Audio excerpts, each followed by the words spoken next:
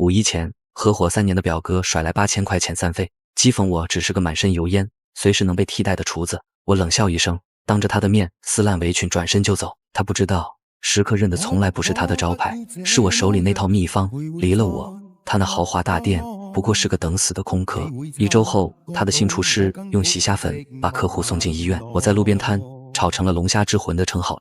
大客户赵总当着他的面把20桌团建单转给我，我手里掂着火光冲天的油锅，看都没看他一眼。陈志鹏，当初你拿我当抹布，现在你连给我提鞋都不配。3天前晚上11点，我刚把最后一口锅刷完，陈志鹏进来了，手里拿着车钥匙，一副施舍的样子。他靠在门边，辛苦了啊，周爷，这阵子单子多，大家都累，先给你转点钱，算这几年的奖金，5·1好好干啊。手机震了，我低头一看，8000。我抬头看着他，问就这些，3年的分成，问当初说好的3成归我。陈志鹏挑挑眉，不少了吧？你现在每天就在后厨点炒料，这活谁来都能干，我当你是兄弟才给你奖金。他声音越来越理所当然，店是他开的，门头是他的，客户认的是他招牌，就连配方都是他创的。没有店，我这手艺值几个钱？后厨安静了，旁边洗碗小工低着头不敢说话。我站在灶台边，手里还拿着锅铲，油烟味儿在鼻子里翻腾。我看着陈志鹏那张脸，3年前他来求我帮忙开店时不是这个样子，那时候他叫我表弟，他说表弟，咱们血浓于水，一起干肯定能成。现在店成了，我就成了炒料的。陈志鹏见我不说话，拍了拍我肩膀，语气像在施舍，别想太多，他是干，跟着哥混，亏待不了你。我把围裙一解，扔在灶台上，说那你自己干吧。陈志鹏一愣，问我什么意思。我说当初你求我来帮你的时候，说怎么不说我是炒料的。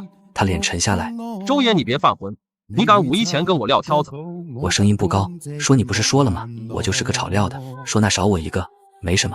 说完转身就走，身后传来他骂声，出了这个门你别后悔，黄金龙虾秘方是我创造的，换个炒料的我照样弄得出来。我没回头，出了店门，夜风一吹，身上油烟味更重了，我心里那口气反而松了。他那个所谓的黄金龙虾秘方就是个笑话，这3年来我研究了无数次，真正的秘方只存在我脑子里，那套料酒配比、火候掌控、翻锅节奏，他根本就没学会过。第2天回到家，我妈一看我脸色就知道不对，问怎么了，我说辞了。她一愣，问这个时候辞，我说她看了眼转账记录，脸变了，说就给8000。我爸坐在门口半天没说话，最后只闷声来了句说辞了好，说人不能老给别人当牛做马。那晚我没怎么睡，不是后悔，是脑子里一直在想一件事，我这口味客人认，我这双手手艺稳，凭什么非得替别人挣钱。第2天中午，家族群里开始热闹，陈志鹏发了张店里爆满的图，配文说人没那个命就别端那个碗，说店离了谁照样转。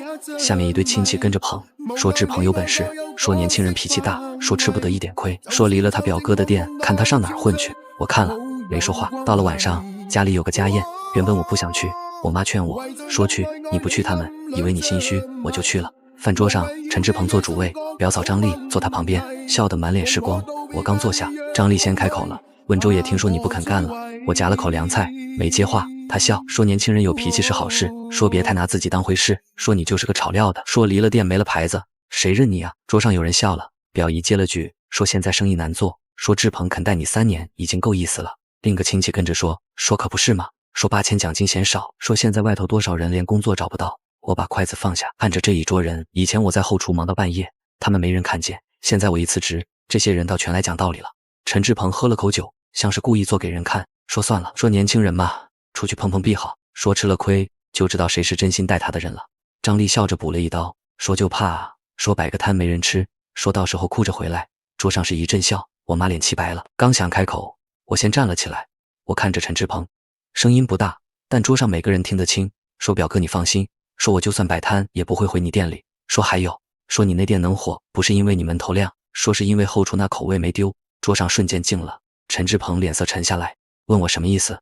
我一字一句地说意思是你以为客人认的是你的门面，他们认的是锅里的味，是我的手艺。说完转身就走，我妈跟着起身，走之前撂下一句，我儿子去路边摆摊比在你们这儿受气强。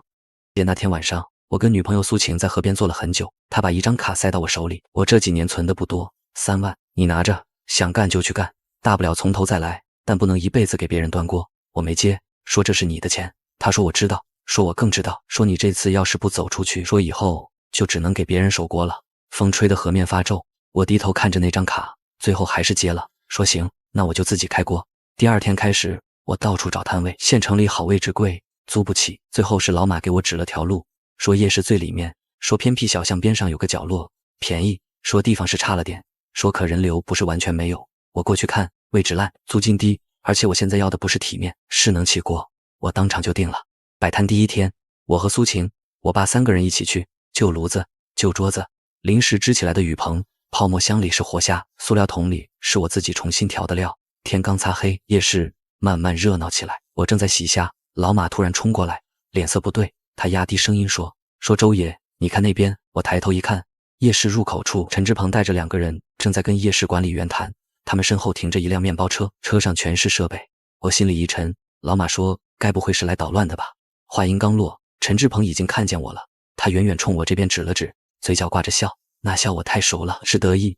10分钟后，面包车停在距离我摊位不到50米的位置，夜市最好的路口，人流最密集的地方。陈志鹏亲自下车，指挥着2个伙计卸货，炉灶、桌椅、招牌一样一样往下搬。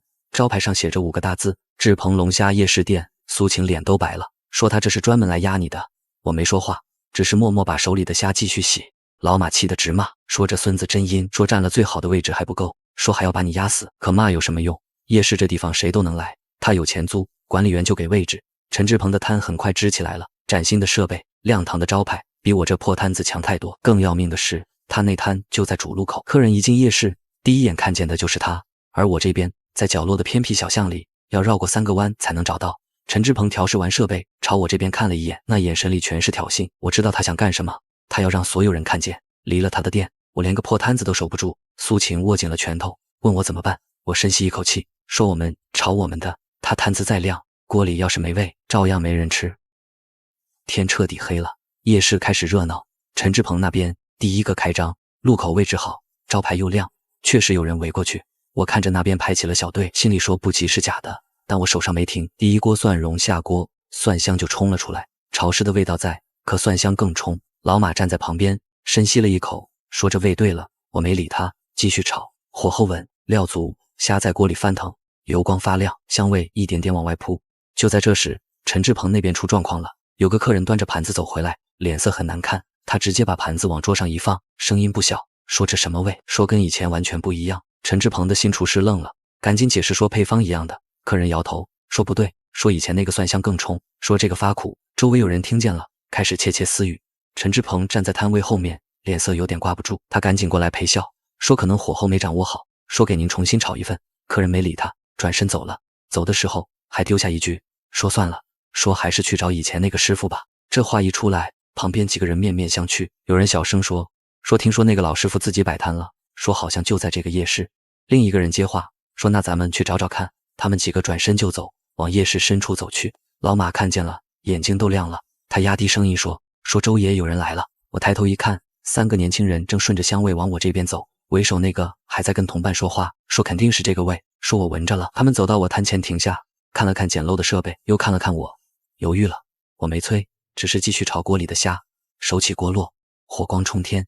那个为首的年轻人闻着味，终于开口了，说老板来1斤蒜蓉。我说好嘞，起锅装盘递过去。他们坐在塑料凳上，戴上手套剥虾，第一只刚入口，那人动作就停了，他又吃了一只，然后扭头看着同伴，就是这个味，志鹏店以前就是这个味，难怪他那边不行了，原来手艺在这儿。旁边2个人也尝了，眼睛都亮了。其中一个直接说难怪他那边不对了，说原来师傅换了。另一个更直接，说那以后就来这儿吃，说位置偏点无所谓。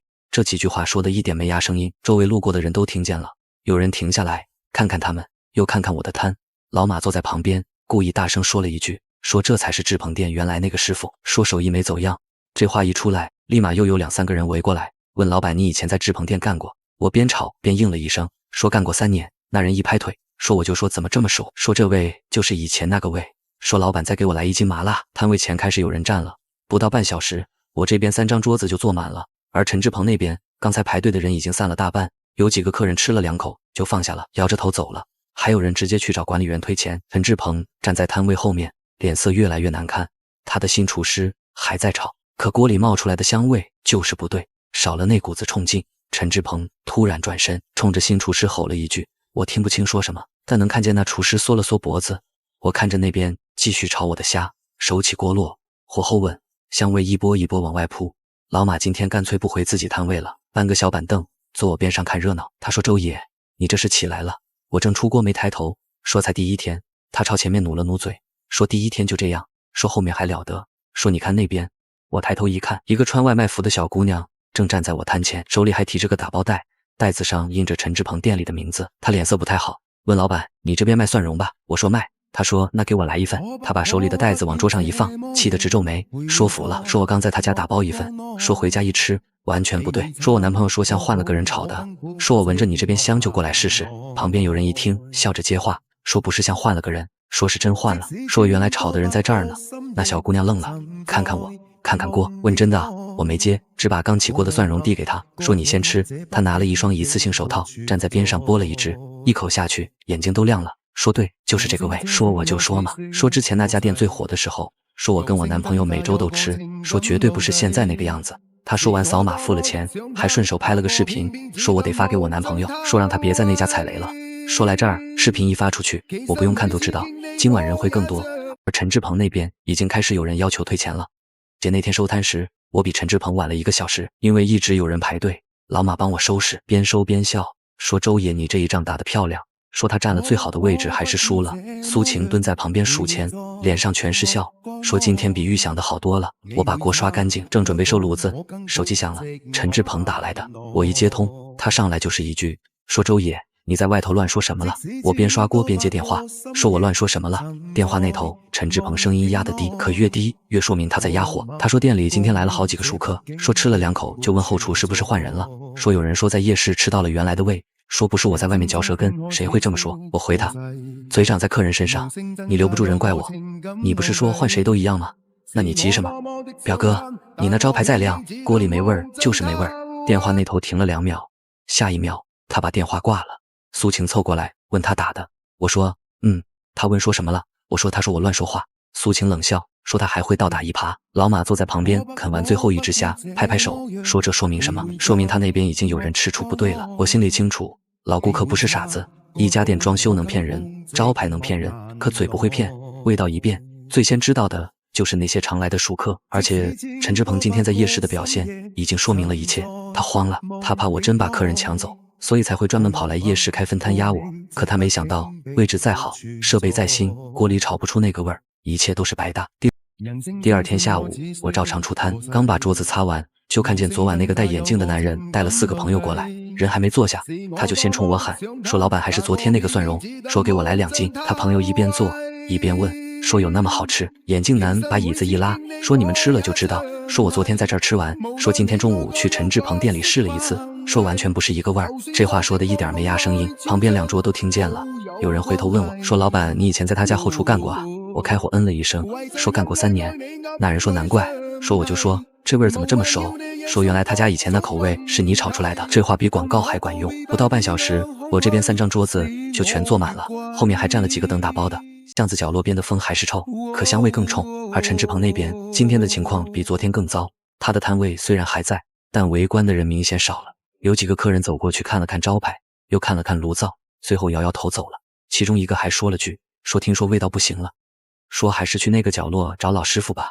陈志鹏就站在摊位后面，脸色铁青，他的新厨师还在炒，可锅里冒出来的香味就是不对，少了那股子冲劲。我看着那边继续炒我的虾，手起锅落，火候稳，香味一波一波往外扑。老马今天干脆不回自己摊位了，搬个小板凳坐我边上看热闹。他说，周爷你这是起来了。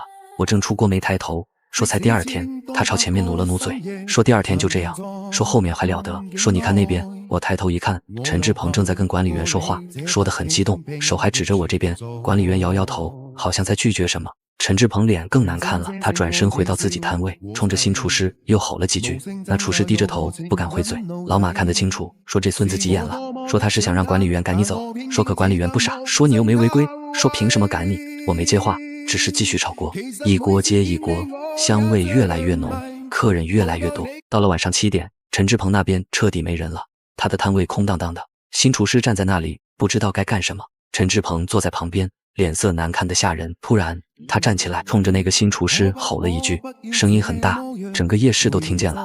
他说你他妈是不是故意的？说我花钱请你来，就给我炒这个。新厨师吓得往后退了一步，说老板，我真的是按配方来的。陈志鹏一把抓起炒勺，狠狠往地上一摔，勺子摔在地上，发出哐当一声巨响。周围的人都看过来了，夜市管理员也赶过来了，说陈老板怎么回事？说这是公共场所，说别影响其他商户。陈志鹏没说话，只是死死盯着我这边，那眼神里全是恨。可他又能怎么样？他带人来压我，结果被我反压了。现在客人都知道了，真正的胃在我这边，他那边不过是个假招牌。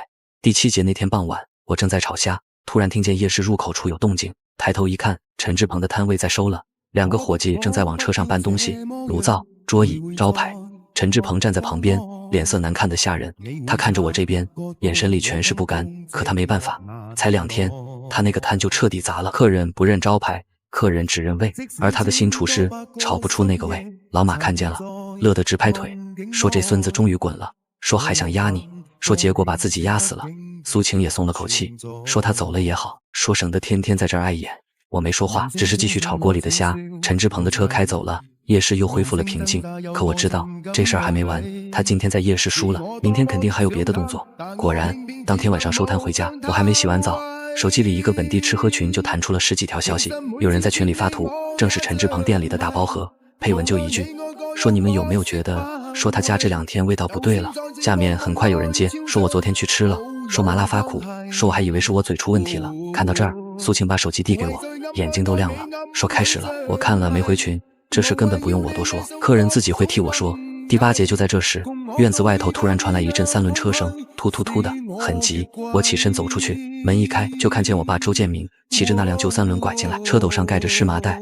人一停稳，他先喘了2口气，说过来搭把手。我快步走过去，把麻袋一掀，下面是一筐一筐活虾，还在跳。我愣住了，问爸，你哪儿弄来的？我爸抹了把额头上的汗，说凌晨3点去临县水产市场收的，说我估摸着，说志鹏那小子得给你使绊子，说本地拿不到就去原点收，说而且这批虾不一样，说都是野生的，说比他那些养殖虾好多了。我站在车边半天没说出话。我爸这人平时不爱说话，家里有事他也少讲大道理，可每次到了关键时候，他永远站在最前面。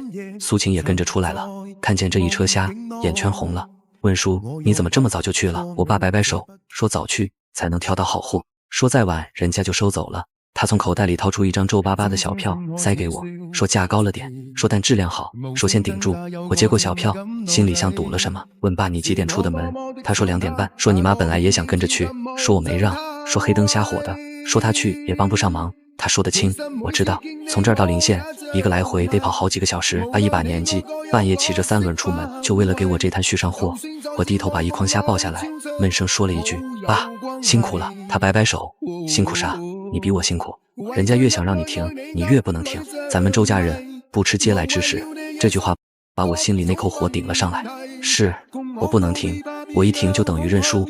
第9节上午，我们3个在院子里忙了一上午，分拣清洗、控水、备料，我爸搬箱子，我洗虾，苏晴切料，谁都没闲着。中午刚过，手机响了，是个陌生号码，我接起来，对面是个男人，声音沉，问请问是周老板吗？我一愣，问你哪位？他说我姓赵，说城西露营基地那边的，说朋友昨天在你摊上吃过，说你这边味道稳，说我5一有个团建单，说原本定在陈志鹏那边，说今天想换到你这儿来。我手里的动作停了，苏晴也抬头看我，我问多少桌，他说先订20桌，说如果食材没问题，说后面还能加。我沉了2秒，这是一单大生意，接住了。我这摊子就不是只靠散客吃饭了，但我没急着答应，而是先问了一句，问你为什么想换。赵总在电话那头笑了，说实话。我说你说。他说因为我昨天在你摊上吃了，说也因为我今天中午去他店里试了一次，说差太多了，说我做活动最怕临场翻车，说所以我想把稳的那口味抓在手里。我听明白了，他不是图便宜，是图稳。我看了看院子里刚拉回来的虾，慢慢开口，说行，说你先过来试菜，说味道定了，说咱们再谈桌数和时间。赵总干脆说好，说我下午到。电话挂了，苏晴眼睛亮了，问这是大单？我说算是。我爸坐在旁边，闷声说了一句，说看吧，说只要你这位稳，说单子自己会找上门。第10节下午2点，赵总开着车过来了，是辆黑色商务车。他下车的时候，我正在院子里调料，看见他的第一眼，我就知道这是个做事的人，身上那股劲跟陈志鹏不一样。陈志鹏是精明，赵总是稳。他走过来，冲我伸出手，说周老板你好，说我是赵明。我擦了擦手，跟他握了握，说赵总客气了，说您稍等，说我现在就给您炒。赵总摆摆手，说不急，说我先看看你这边环境。他在院子里转了一圈，看了看我的炉灶，看了看泡沫箱里的虾，又看了看我调好的料，最后点点头，说干净，说这就够了。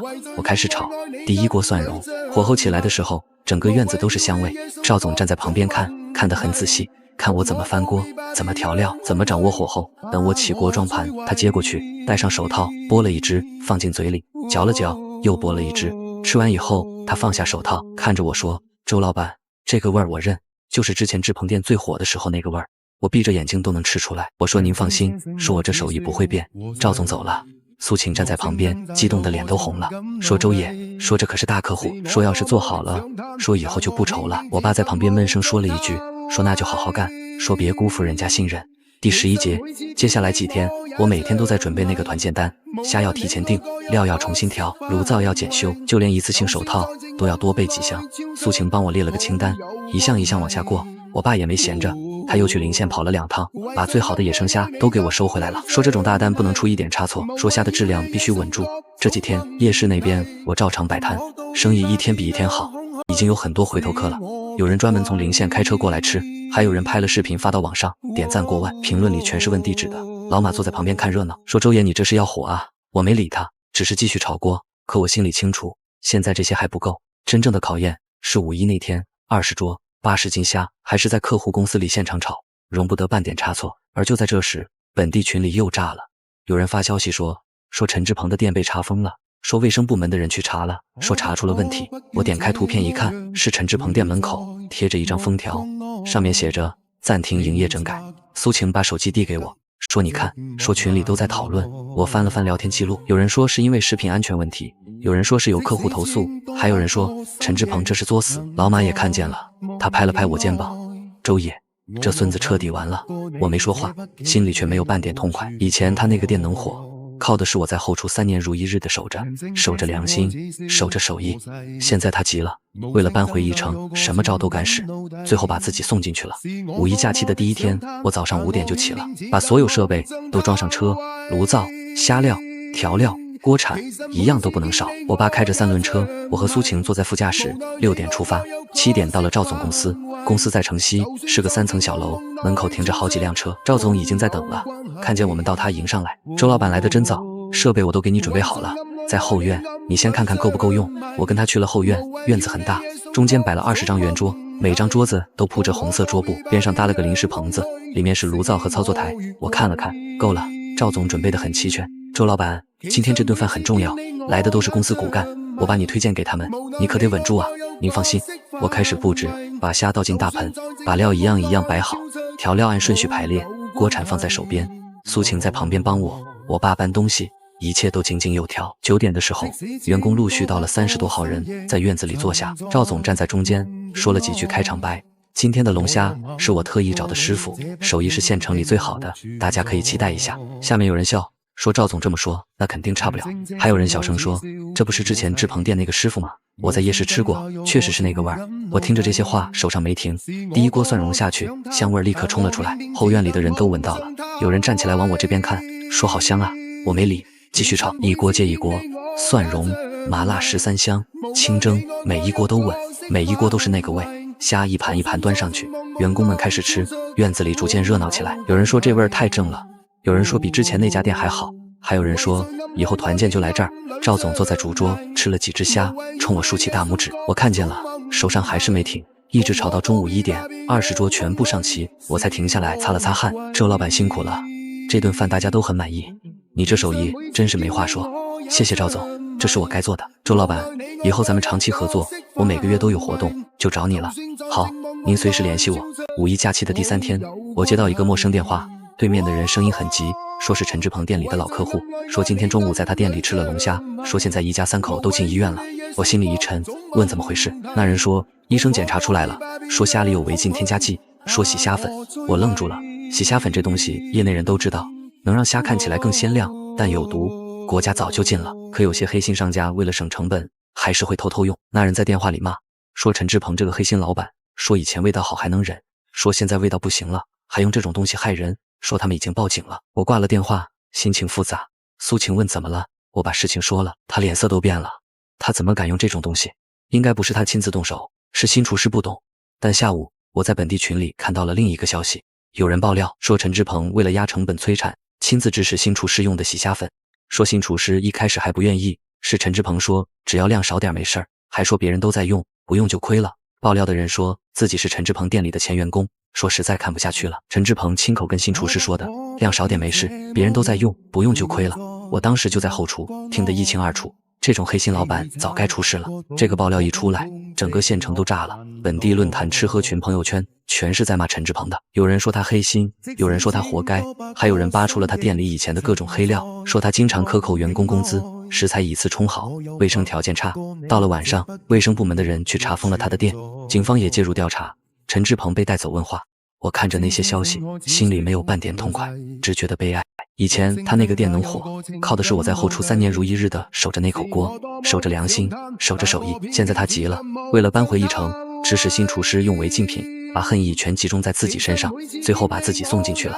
第二天，县城里关于陈志鹏的消息更多了，有人说他被拘留了，有人说中毒的客户要告他，还有人说他那个店彻底完了。我没去关注这些，因为今天我有一件更重要的事。赵总说要带公司全体员工来试菜，如果满意，以后每个月的团建都交给我。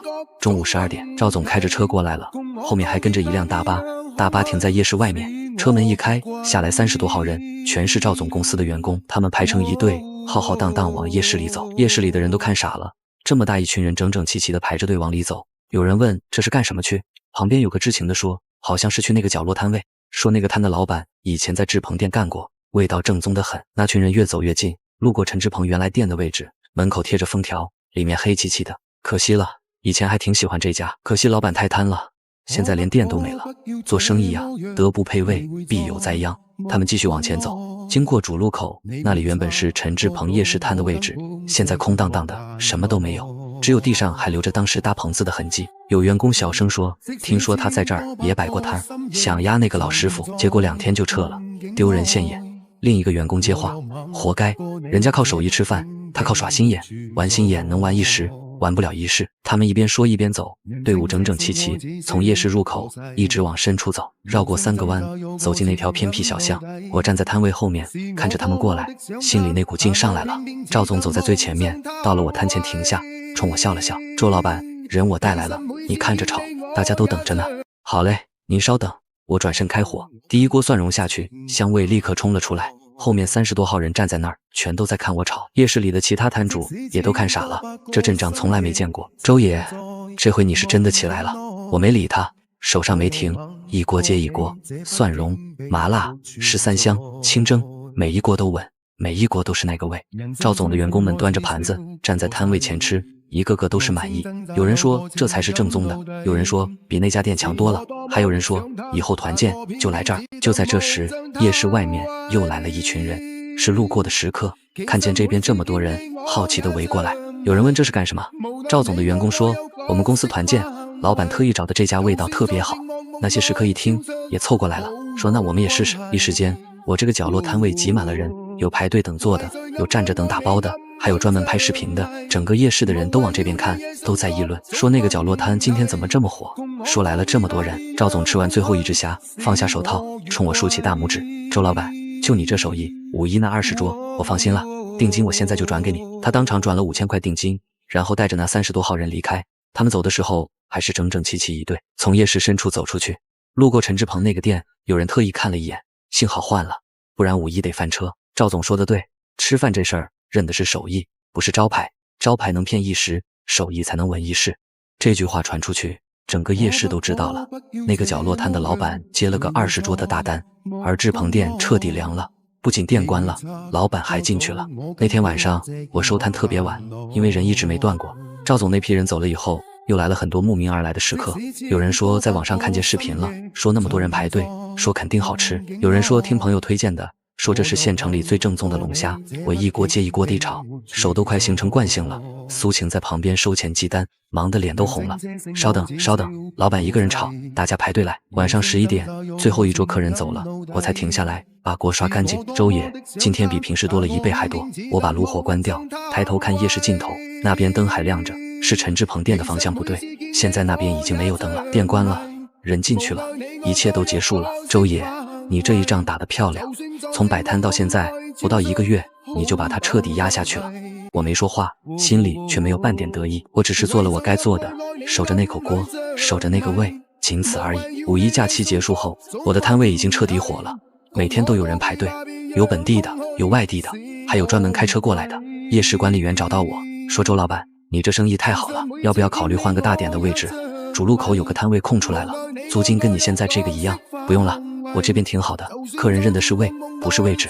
管理员笑了，说，周老板你这觉悟高，那行，你继续在这儿干，有什么需要随时找我。好，谢谢。其实我心里清楚，我不换位置不是因为觉悟高，是因为这个角落见证了我从零开始，从被人看不起到现在客人排队来吃。这个角落有意义，而且我也不想去占那个主路口，那是陈志鹏曾经想用来压死我的位置，我用不着，我有我的角落，有我的锅，有我的胃就够了。1个月后，我接到一个电话，是个房东，说有个门面店想转租给我，位置在县城主街，面积不大，但位置好。我问租金多少，他报了个价，不算便宜，但也不是付不起。我说我考虑考虑，挂了电话。苏晴问怎么了？有人想租店面给我。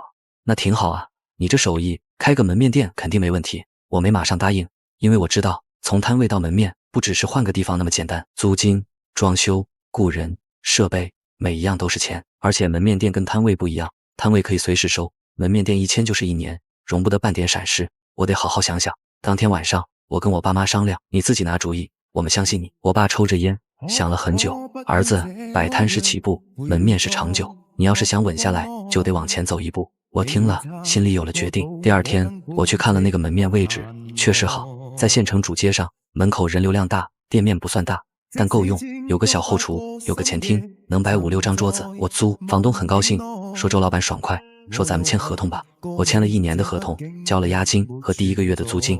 拿到钥匙的那一刻，我心里那口气松了。从摆摊到门面，这一步我终于迈出去了。接下来就是装修，我找了个装修队，说了我的要求，简单、干净、实用，不要花里胡哨的东西。装修师傅说周老板你这要求简单，说半个月就能搞定。我说好，说那就麻烦你了。装修期间，我照常在夜市摆摊，一边挣钱，一边攒开店的本钱。苏晴每天下班后过来帮我，我爸也经常过来帮我搬东西、收拾摊位，一家人都在为这个门面店忙活。半个月后，装修完工了，店面看起来虽然简单，但很干净，很舒服，我很满意。接下来就是买设备，炉灶、冰柜、桌椅、餐具，一样一样往店里搬。苏晴在旁边帮我，边搬边说周爷，说咱们真的要有自己的店了。我看着他笑了，说是啊，说咱们有自己的店了。门面店开业那天，我没搞什么开业仪式，就是提前在夜市摆摊的时候，跟老顾客说了一声，说以后我在主街开了门面店，说欢迎大家过来。很多老顾客都说周老板你终于开店了，说我们肯定去捧场。开业当天，我早上8点就到店里了，把所有东西都准备好，虾、料、调料、锅一样都不能少。中午11点，第一桌客人来了，是之前夜市的老顾客，他们一进门就说周老板，说你这店开得不错啊，说比夜市那个摊强多了。我笑了笑，说大家坐，说想吃什么。他们点了2斤蒜蓉，1斤麻辣。我转身进后厨开火炒锅，熟悉的动作，熟悉的味道。虾下锅的那一刻，香味儿就冲了出来。前厅的客人闻到了，有人说还是这个味儿，说周老板这手艺真是稳。我起锅装盘端出去，客人们戴上手套开始吃。第一只虾入口，他们就笑了，说对，说就是这个味，说在哪儿吃都一样。我听着这些话，心里很踏实，因为我知道客人认的不是我的店，是我的手艺，只要手艺在哪儿都能活。那天中午，陆陆续续来了10几桌客人，有老顾客，也有新面孔，大家都说周老板的店开得好，说以后有地方吃了。到了晚上，赵总也带人来了，他进门第一句话就是说，周老板说恭喜开业，说以后咱们合作更方便了。我说谢谢赵总，说以后您有需要随时联系我。那天晚上，店里坐满了人，我在后厨炒锅，苏晴在前厅收钱，我爸在门口帮忙招呼客人。一家人都在忙，但心里都很踏实，因为这是我们自己的店，不用看任何人脸色，不用受任何人气，就靠自己的手艺吃饭。门面店开了1个月后，生意基本稳定了，每天都有客人，有散客，有团建的，还有专门订桌的。我一个人后厨忙不过来，开始考虑招人。我在店门口贴了个招聘启事，招厨房帮手，要求会基本的切菜洗菜，能吃苦，工资面议。没2天就有人来应聘了，是个20出头的小伙子，说自己刚从技校毕业，想学厨。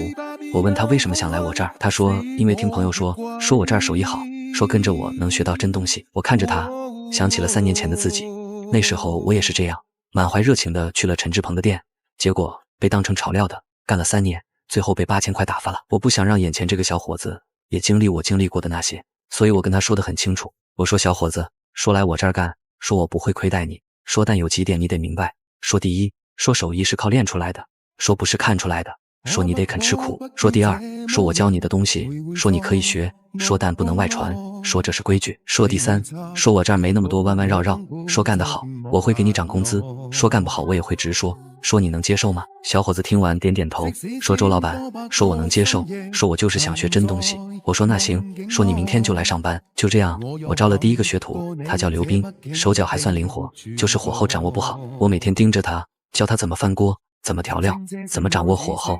他学得很认真，每次我说什么他都认真记下来。有一次我看见他在后厨拿个小本子，把我教的东西都记上了。我走过去拍了拍他肩膀说，小刘，说手艺这东西，说记在本子上没用，说的记在手上，说多练。他点点头，说周老板我明白，说我回去就练。看着他，我想起了自己当年也是这样，每天在后厨一锅一锅的练，手上不知道起了多少泡，被油溅了多少次，但就是这样才把手艺练出来的。有一天店里来了几个亲戚，表姨带头，一进门就笑得跟朵花似的，说周爷，说听说你这店开得挺好，说姨过来看看。我让他们坐，没多说。表姨坐下后看了看店里，又看了看后厨，忽然压低声音说周爷啊，说姨家那小子现在没工作，说你看你这店里，说能不能让他过来帮帮忙，说不用多给钱，说包吃住就行。我正在后厨准备料，听到这话停下手里的动作，走到前厅看着他说，表姨，说我这店现在人手够，说暂时不招人。表姨脸色一僵，说周爷，说大家都是亲戚，说帮帮忙嘛。我笑了，当初我在陈志鹏店里干了3年，被8000块打发的时候，怎么没人说帮帮忙？我在夜市摆摊的时候，你们说我给家里丢人，现在我开了店，你们又来了。表姨，我这店不养闲人，更不养白眼狼。这话一出来，表姨的脸彻底挂不住了，她站起来说，周爷，说你这话说的也太难听了。我看着她一字一句地说难听的话，说当初你们说的还少吗？说现在轮到我说了，怎么说你们就受不了了？表姨被我说的一句话都接不上，旁边还坐着另外2个亲戚，看见这情况也跟着站起来。其中一个是我远房堂叔，他咳了咳，开口了，说周爷啊，说你姨说的也没错，大家都是一家人，说你现在日子好过了，说能帮就帮一把嘛。我看着他，堂叔，你还记得吗？当初家宴上，你说我是给家里丢脸的那个，说我摆摊丢人现眼，还说要是你儿子，你早就打断腿了，现在怎么不打了？是我腿硬了，还是你嘴软了？堂叔脸一红，说那不是气话吗？我说气话，说那我现在这也是气话，说你们听不听随意。另一个亲戚急了，说周爷，说你这孩子怎么这么记仇？说大人说话，说你还当真了？我看着他们一个一个看过去，我当不当真不重要，重要的是当初你们怎么对我的，我都记着。人可以穷，不能没骨气。现在想让我帮忙晚了。表姨气得脸发白，丢下一句你等着，转身就走了。其他几个亲戚也跟着走了。走到门口时，堂叔还回头说了一句，说你别后悔。我站在店门口看着他们的背影，淡淡回了一句，说后悔的是你们，说不是我。苏晴站在旁边看着我，说你这样说他们以后会说你的。我回头继续备料，说就说呗，说我现在靠的是手艺吃饭，说不靠他们的嘴。这件事传出去后，家族群里又开始热闹了。表姨先发了一条，说有些人啊，说翅膀硬了就忘了根在哪儿。堂叔跟着附和，说年轻人不懂事，说仗着有点本事就狂，说迟早有他后悔的时候。我看着这些消息没回，倒是我妈在群里发了一条，说我儿子没忘根，说根就在我和他爸身上，说至于你们这些亲戚，说当初怎么对我儿子的，我们一家都记得清清楚楚。这条消息一发出来，群里瞬间安静了。过了好一会儿，才有人出来打圆场，说都是一家人，说别伤了和气。我妈又回了一条，说一家人不是嘴上说的，说是心里有的，说你们心里有没有我儿子，说大家心知肚明。之后群里就彻底安静了，没人再敢提这茬，因为他们都知道我妈这话说的是实话。当初他们是怎么踩我的，现在又是怎么想来攀关系的，这笔账清清楚楚，明明白白，谁也抹不掉。再后来婚事也提上了日程，那天晚上打了烊，我和苏晴，我爸妈一起坐在店里吃宵夜，说你们俩也谈这么久了，说现在店稳了，说日子也顺了，说该商量商量正事了。苏晴一下不好意思，低头没说话。我爸坐在旁边闷声来了一句，说房子的首付差多少？我说不差了，说我自己能拿。这话一出来，我妈眼圈一下就红了，她低头抹了下眼角，声音都哑了点，说以前我还总怕你这孩子说太闷，说吃亏，说现在好了，说你总算给自己挣出来了。我没说太多，只给他夹了一只虾，话不用说得太满。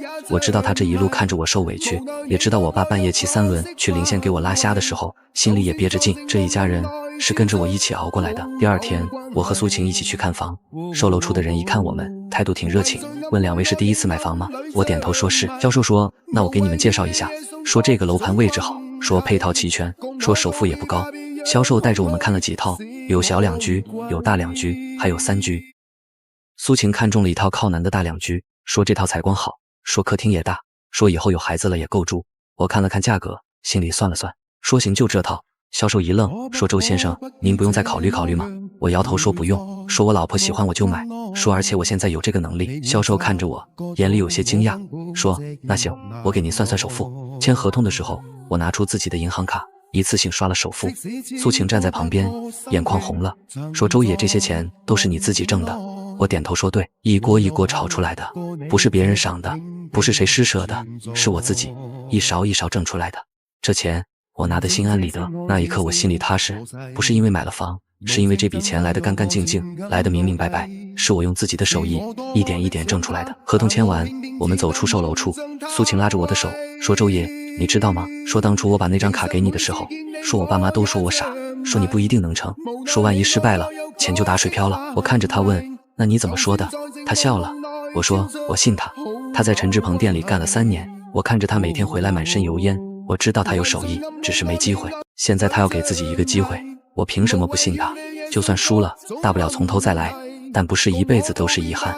我握紧他的手，说谢谢你。他说不用谢，说我只是做了我该做的，说就像你爸半夜去拉虾，说就像你妈在群里替你说话，说我们都知道你值得。